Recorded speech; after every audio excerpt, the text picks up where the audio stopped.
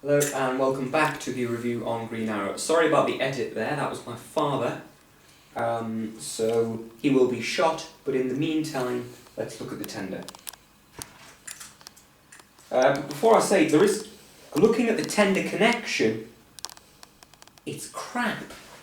What you've got to do is you've got to, Bachmann, if you're watching this, develop a better system. So you've got to put it through, and you've got to hook it onto what looks like a screw that hasn't actually been screwed in, and put it on like that. If that's going up a bank on a heavy train, that's easily going to come off. So Bachmann, like I said, if you're watching this, you need to think of a better system. So apart from other people on YouTube I've seen have given it a very good review, not very good from me. I'm not sure whether it's just a bad loco or I'm not very good at reviewing. So after much thought, it's a bad loco. Let's hope the tender can score some mark. The first thing about the tender is you can actually take the coil out. And obviously if you want to, you can fit your own coil load in, but that means you're such a hardcore model railway that whilst you're building your model railway, your wife leaves you, she's in bed with the postman, and you're more focused on putting lights in your brake bands. I'm off to the tower now to get my head cut off. But no. Put the coil back in. Stop laughing. Ignore him. Now, if we look, obviously we'll just look at one side of the tender because there's no point in looking at both sides because it's just the other way around. Actually, scrap that. Obviously, first we'll check from the back. Now, it's a dolphin head coupler. Now, they're notoriously bad. However, yes, there is. I wouldn't even say they were spring-loaded, I'd just say they're not fitted properly. But yes, they are spring-loaded buffers.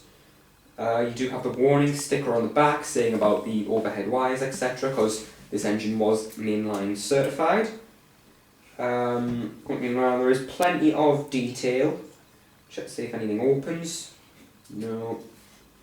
Now you can feel the lettering, that is etched on. That is very good. Obviously Bachmann have taken a lot of care in this, but it's obviously had very heavy computer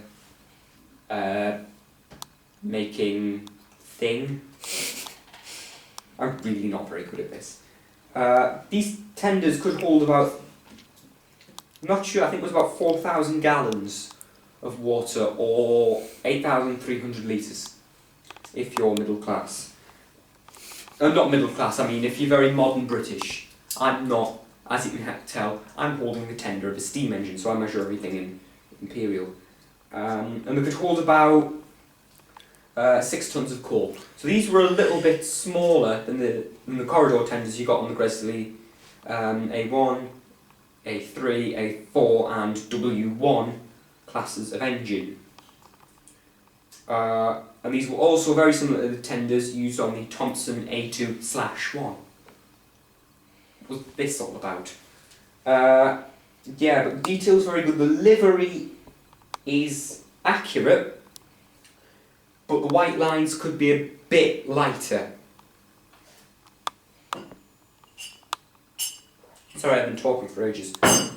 Like I said, the white lines could be a bit lighter, and they're a bit too straight as well. I'm not nitpicking, because I've actually seen Green Arrow in real life, so I'm trying to think what it was like and compare it to these engines. The wheels, they're not removable. Well, they might be removable and I'm just weak, but they're probably not removable. But they are metal, so that is good. And again, you have warning stickers and the, I don't know what these things here are.